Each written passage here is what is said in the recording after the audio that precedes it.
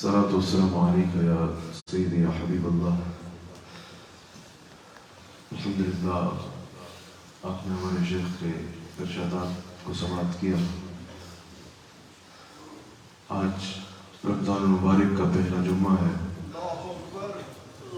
رمضان المبارک کی آمد پر میں آپ سب کو دل کی عطا گہرائیوں سے مبارکباد پیش کرتا ہوں. یہ در منصور میں امام سیوطی نے نقل کیا ہے کہ صحابہ کہتے ہیں کہ جب رمضان کا چاند نظر آتا تو رسول اللہ صلی اللہ علیہ وآلہ وسلم خود صحابہ کو اس کی خوشخبری عنایت فرمایا کرتے اور اس میں مبارکباد دیا کرتے. تو رمضان کو مبارک دینا یہ حضور کی سنت ہے. کیوں نہ ہو کہ یہ وہ مہینہ ہے. حضور علیہ السلام کی حدیث ہے. آقا علیہ السلام ارشاد فرماتے ہیں کہ اگر میری امت کو پتہ چل جائے نا کہ رمضان میں کیا ہے, رمضان میں کتنی برکت ہے, رمضان میں اللہ تعالیٰ کس طرح اپنی رحمت کے دروازوں کو کھولے ہوتا ہے, گویا کہ رمضان میں دعاؤں کو کیسے قبول کیا جاتا ہے, اس کو بیان فرماتے ہوئے حضور فرماتے ہیں کہ اگر میری امت کو پتہ چل جائے کہ رمضان میں کیا ہے تو وہ خواہش کریں کہ سارا سال رمضان کا مہینہ رہا کرے. سارا سال ان کی یہ خواہش ہو کہ یہی برکتیں, یہی رحمتیں, یہی اللہ تعالیٰ کی رضا کے دروازے اس انداز میں کھلے رہیں جیسے رمضان کے مہینے میں کھلے ہوتے. حضور نے فرمایا میری امت کو پتہ چلے کہ رمضان میں کیا ہے تو ساری سال ان کی یہ خواہش ہو کہ رمضان کا مہینہ رہے.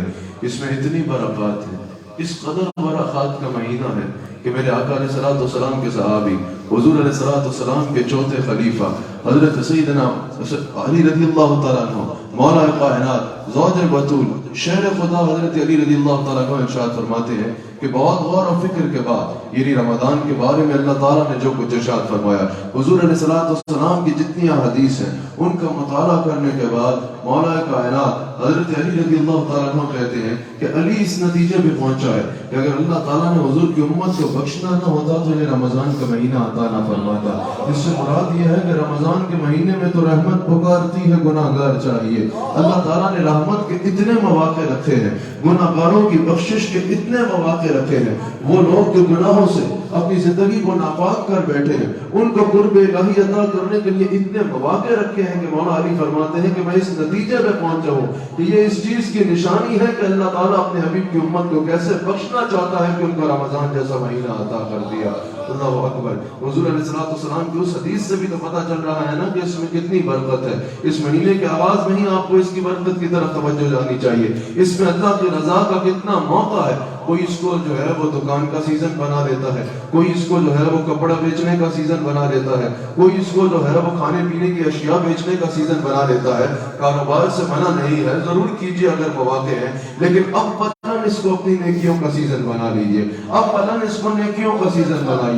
لوگ جو ہے رمضان کی برکات سے چھوڑ دیتے ہیں. بھائی یہ سیزن ہے نا, رمضان سیزن ہے, اگر تراویح پہ چلے گئے تو یہ سیزن کیسے ہوگا, اگر نماز کے لیے باجماعت حاضر ہو گئے یا نماز ہم کے لیے جو ہے ہم نے وقت نکالنا شروع کر دیا یا تلاوت قرآن کے لیے رمضان میں بیٹھ گئے تو یہ سیزن کون چلائے گا. باقی 11 مہینے سیزن کے لیے ہے, یہ نیکیوں کا سیزن ہے. اس میں کوشش کرو کہ اصل کمائی کرو کہ اپنے رب کو راضی کر لو. یہ رب کو راضی کرنے کا مہینہ ہے. حضور علیہ السلام نے جب سیڑھیوں پہ 3 قدم رکھے تو ایک روایت کے حضور نے فرمایا اور ایک روایت کی جبریل امین نے جب عرض کی اور حضور نے 3 مرتبہ آمین فرمایا. صحابہ نے پوچھا یا رسول اللہ یہ جو آپ نے آمین فرمایا اس میں کیا حکمت ہے. حضور نے فرمایا ایک سیڑھی پہ جبرائیل نے دعا کی کہ یا رسول اللہ کتنا خاک آلود ہو وہ شخص, یعنی کتنا بدقسمت ہے وہ شخص. اس کو محدثین نے یوں ہی کہا خاک آلود ہو سے مراد کہ کتنا بدقسمت ہے وہ شخص کہ جس کو رمضان کا مہینہ مل گیا اور وہ پھر بھی اپنے رب کو راضی نہ کر سکا. حضور نے فرمایا آمین. پھر کہا کہ جس کو بوڑھے والدین یا ان میں سے ایک ملا اور پھر اللہ کو ان کی خدمت کے ذریعے راضی نہ کر سکا.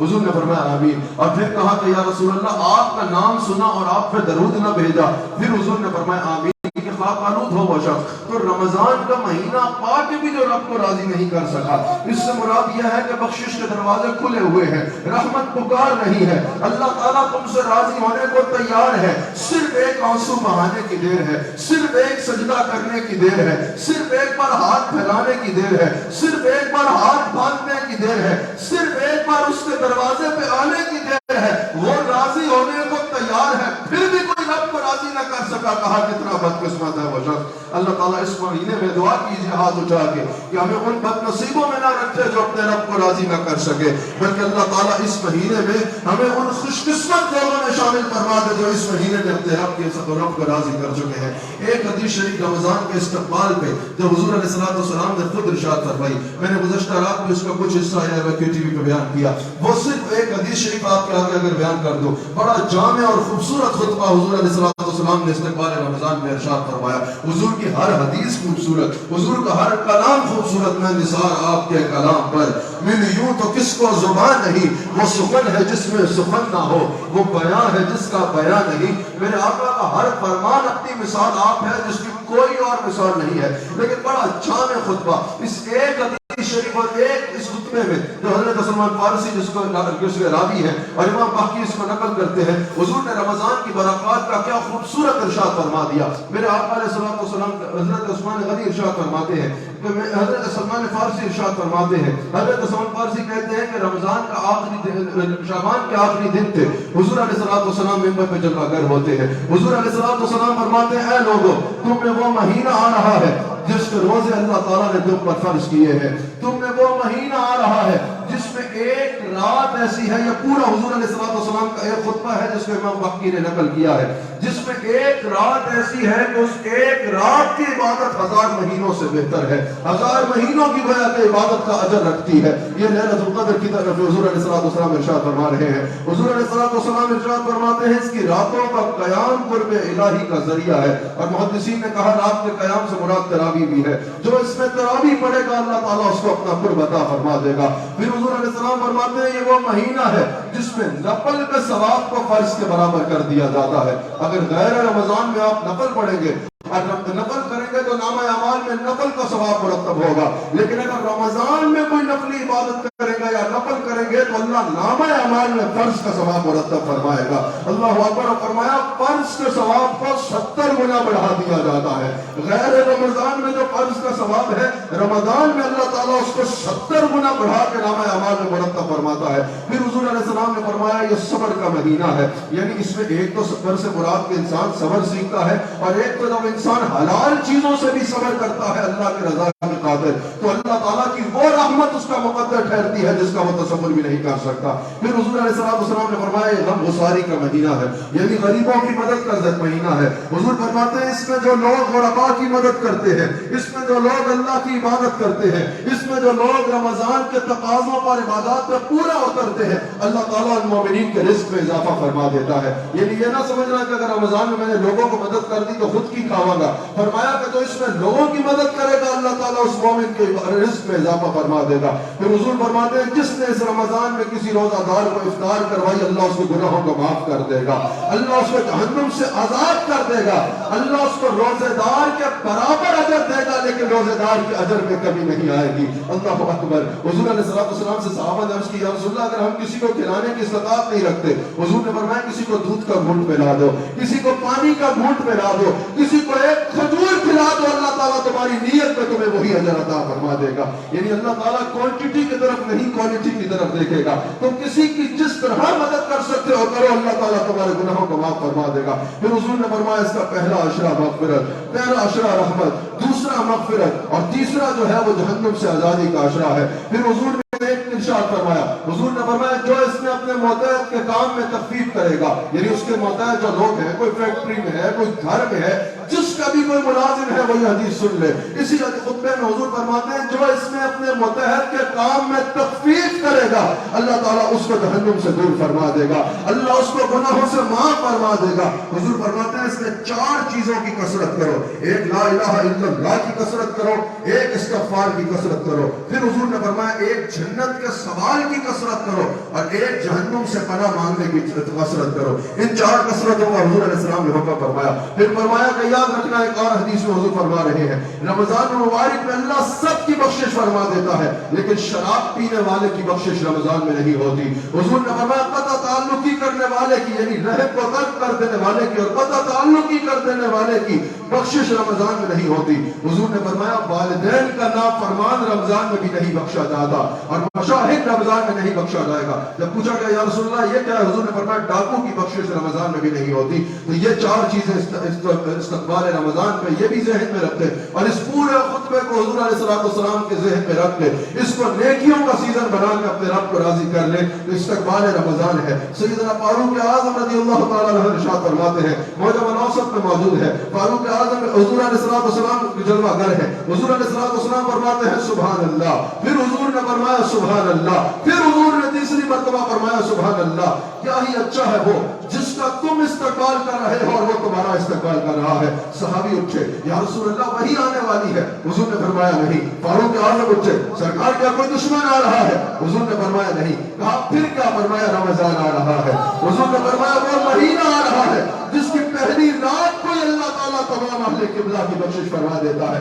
آخری 1 منٹ میں یہ پیغام بڑے غور سے سماعت کر لیجئے. رمضان اللہ تعالیٰ کو راضی کرنے کا مہینہ ہے. رمضان اللہ تعالیٰ کی رحمتوں کو سمیٹنے کا مہینہ ہے. رمضان اپنے رب کو منا کے اپنا آپ کو جنت کے لیے جو ہے وہ تیار کرنے کا مہینہ ہے. ایسے شعر نہ پڑا کریں کہ جو طالب جنت ہے وہ وہاں جائے, ہم نے نہیں جانا. طالب جنت کون نہیں ہوگا؟ ہماری مدینہ شریف سے محبت کیوں ہے آپ بتائیے, مجھے بتائیے ہماری مدینہ شریف سے محبت کیوں ہے؟ اعلیٰ حضرت کے اشعار پڑھو نا, ان اکابر کے اشعار پڑھو تو تمہیں پتا چلے نعت کیسی کہنی ہے. ہاں جب مدینہ شریف سے عقیدت کی انتہا کرنی ہے, لیکن مجھے بتائیے یہ جو مدینہ شریف کا زمین کا ٹکڑا ہے اس کو کہاں رکھا جائے گا؟ ایسے شعر نہ پڑھا کرے گا یا رضوان تیری جنت میں کیا ہے, یا تو اپنی جنت کو یہی لیے چلے آ. کوئی جتنی سریں لگا لے ہمارے لیے جو ہے یہ سر سے کوئی معتبر نہیں ہوگا. جب بات صحیح کرے گا تب معتبر ہوگا. کہاں سے ایسے شعر لے کے آ جاتے ہو؟ اے رضوان اپنی جنت کو یہی لیے چلے آ, ہم نے نہیں آنا یا ہم نے نہیں جانا جنت میں, یا جنت کے جو طالب ہیں وہ طلب کرتے رہے. اور بھائی مدینہ شریف سے محبت کی وجہ کیا ہے؟ کیونکہ وہ حضور کا مسکن ہے. تو مجھے بتاؤ حضور کا دائمی مسکن جنت ہے کہ نہیں ہے؟ جنت ہے. حضور نہیں ہے کا تو سوال ہی نہیں ہے. حضور علیہ السلام کا دائمی مسکن جنت ہے, انبیاء کا مسکن جنت ہے, اہل بیت کا مسکن جنت ہے, صحابہ کا مسکن جنت ہے, اولیاء کا مسکن جنت ہے. اور تو کہہ رہے ہو رضوان جنت کو تیرے لیے یہاں لیے چلے آئے. عقیدت جو ہے وہ عقیدے کے تابع ہو تو پھر چہر پڑھنے کا مزہ بھی آئے گا. سمجھ آئی؟ عقیدت کو عقیدت تابع ہونا چاہیے. آخری بات میں سن لیجئے, یہ جنت کی تیاری کا مہینہ ہے, یہ رسول اللہ علیہ السلام کا قرب حاصل کرنے کا مہینہ ہے, یہ اللہ کو راضی کرنے کا مہینہ ہے. اس کی جتنے بھی فضائل ہیں ان کی وجہ بھی تو کوئی ہوگی. اس 1 منٹ میں مجھے آپ کی بہت زیادہ توجہ چاہیے. اس کی جتنی فضائل ہیں اس کی کوئی نہ کوئی وجہ بھی تو ہے نا, اور اس کی وجہ یہ ہے کہ یہ نزول قرآن کا مہینہ ہے, کہ اس میں قرآن نازل ہوا. لیلۃ القدر کے بھی جتنے فضائل ہیں اس کی وجہ یہ ہے کہ اس رات میں قرآن کا نزول ہوا. اب مجھے بتائیے کوئی جمعہ پڑھنے آئے اور نماز پڑھے بغیر چلا جائے, مزہ تو نہیں ہے نا. کوئی حج کرنے جائے اور عرفات پہ نہ جائے, مزہ تو نہیں ہے نا. اگر کوئی کہیں کھانا کھانے کسی جگہ پر جائے اور بغیر کھانا کھائے واپس آ جائے تو مزہ تو نہیں ہے نا. اسی طرح نزول قرآن جس کی وجہ فضیلت ہے, اس مہینے میں کوئی داخل ہو اور قرآن سے تعلق قائم نہ کرے تو پھر مزہ تو نہیں آئے گا نا. اس مہینے کی جج ہے فضیلت قرآن ہے, تو اس میں قرآن کے ساتھ تعلق قائم کریں, تراویح میں قرآن سنیں, مکمل سے قرآن کریم کی تلاوت اس مہینے میں اپنی عادت بنائیں. اور ایک بات یہ, قرآن کی ویسے تلاوت کے بھی بہت فضائل. حضور نے فرمایا ایک ایک حرف پہ 10 نیکیاں ہیں. اور فرمایا میں یہ نہیں کہہ رہا کہ الف الگ ہے, لام الگ ہے, میم الگ ہے. یہ 3 مختلف حروف ہیں اور سب پہ اللہ تعالیٰ مخلوق کے ہاتھ میں ہے اور دوسرا حصہ خالق کے ہاتھ میں ہے. اس کی اپنی فضیلت, قرآن کی سنے اس کی اپنی فضیلت, پڑھے اس کی اپنی فضیلت, اور یہاں تک کہ اگر نہ پڑھ پائے صرف قرآن کی حروف کی زیارت کرتا رہے اس کی اپنی فضیلت, تو قرآن کی زیارت بھی کرتا رہے. لیکن آپ مجھے بتائیے رمضان میں ہمارے پاس لوگ آتے ہیں, حضرت 7 ختم قرآن کر لی. میں نے کہا بہت اچھی بات ہے, اللہ تعالیٰ اگلی بار 14 کرنے کی توفیق عطا فرمائے, اس سے کوئی حرج نہیں. میں پھر اس کی برکت بھی ہے, اس کا ثواب بھی ہے, اس کا اجر بھی ہے. لیکن آپ مجھے بتائیے کوئی 16 دفعہ ختم قرآن کر لے, سمجھ ایک بات بھی نہ آئے, فائدہ تو ہے، ثواب تو ہے، برکت تو ہے، لیکن اللہ نے فرمایا ہدی للناس، یہ ہم نے لوگوں کی ہدایت کے لیے نازل کیا. تو پھر ہدی للناس والی بات سے تو استفادہ نہ ہو سکا نا. قرآن صرف اصالہ ثواب کے لیے تو نازل نہیں ہوا، قرآن صرف ثواب کے لیے پڑھنے کے لیے روایت کے طور پہ تو نازل نہیں ہوا، قرآن لوگوں کی ہدایت کے لیے نازل ہوا ہے. تو میں آپ سے گزارش کروں گا تراویح میں پورا قرآن سن لیں، باقی اس دفعہ بجائے 4 ختم قرآن کرنے کے بے شک 15 سپارے پڑھ لیں، کیونکہ بعد میں بھی رمضان کے علاوہ قرآن پڑھنے میں پابندی تو نہیں ہے نا، اس کو بعد میں بھی جاری رکھا جا سکتا ہے. پھر تو تلاوت کرتے ہیں وہ بے شک آپ دن میں ایک رکوع پڑھ لیں 1 سپارے کے بجائے، لیکن اس کو کنز الایمان امام احمد رضا خان کے ترجمے کے ساتھ اچھے مفسر کی تفسیر کے ساتھ اس کو ضرور پڑھ لیں کہ قرآن ہم سے زندگی گزارنے کے کیا اصول بتا رہا ہے اور کیا تقاضا کر رہا ہے. اللہ عمل کی توفیق عطا فرمائے، اس رمضان کو ہمارے لیے بخشش کا باعث بنائے.